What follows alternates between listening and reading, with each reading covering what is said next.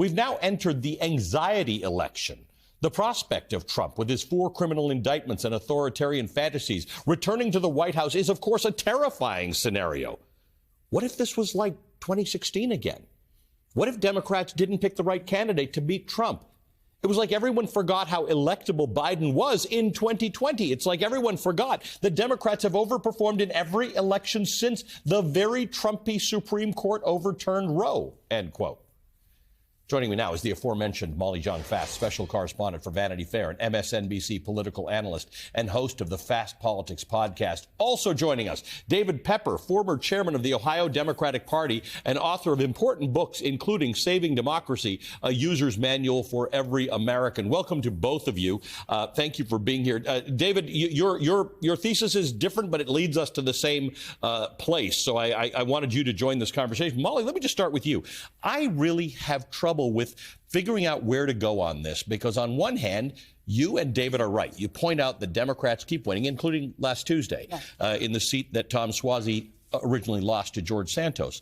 On the other hand, I meet a lot of people in this very city who don't seem all that alarmed by Donald Trump. Right. They would like their lower taxes. They would like lower regulations. They sort of think he didn't break anything really, and he's mostly just an unusual guy. So I vacillate between, do we push the anxiety or do we pull back and say, things are actually unfolding better than you might think? Look, the Trump base you're never going to be able to talk to. But I think the sort of middle there's still a persuadable middle. I also think that, the anxiety Democrats are having right now about Joe Biden is almost entirely based on polls, right? I mean, there's no other piece of information.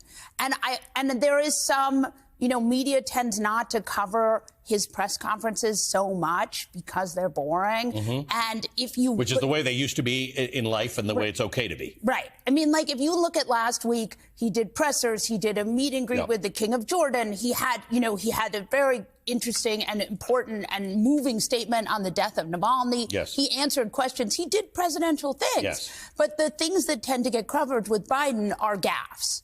So you only sort of have a gap, and then meanwhile you have Trump making gaffes that are 10 times worse. He doesn't know where he is. He doesn't know what day it is. He doesn't know what day the primary is.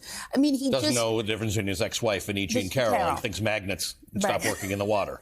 And he also is selling these $400 shoes to try to pay off this judgment. I mean, the guy. So I think, look, there are some people who maybe desperately want a tax cut and are willing to go into authoritarianism, but I don't think that's the norm. Right. As a business reporter, please don't go into authoritarianism for a tax cut. David, a tweet you sent the other day caught my eye after the Tom Suozzi victory. And basically the point you were making is that this shouldn't really surprise you all that much. This is how it can work. Tell me how it can work, because you did this in Ohio with the referendum on abortion. You're sort of saying that Democrats can lean into something that works very effectively in the upcoming election. Yeah, a bigger picture, and Molly wrote about this so well in her piece, is we have two things happening at once that's led to this very ahistoric winning streak since August of 22. Normally, when you're in the White House, you lose all these things. I was a candidate in midterms in 10 and 14. It was terrible. We've won since August of 22 almost every major showdown at different levels in red states and blue states. And I think two things are coming together here. One, the far right sort of Dobbs, which Dobbs captured so much extremism, is too much for mainstream America. And in election after election, they've shown that, whether it's been Kansas or Kentucky or Michigan, Pennsylvania. And then there's also, and I agree that we should be freaking out, but we should know the stakes are huge. The good news is there's a big progressive pro-democracy army of grassroots activists who are very, very energized. And they are swooping into all these races, again, be it Kansas or Ohio last year or Suozzi's race, and they are really energized, and it's leading to higher turnout. It's, in Ohio, that special election in August to protect democracy, Republicans estimated there would be an 8% turnout. It almost hit a midterm level 40% turnout. Wow. So they're too extreme, and that keeps showing up.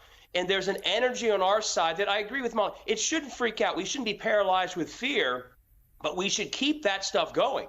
because it's working in a time that it's not supposed to. And I think it can build to a very good year this year, not just beating Trump, but also flipping the Arizona State House, holding that Pennsylvania State House, and winning other races like we just won in New York that Republicans were only winning a couple of years ago. So is this a positive sell for Republicans when you're talking to people who are in that middle space, or is it a warning against voting for Donald Trump?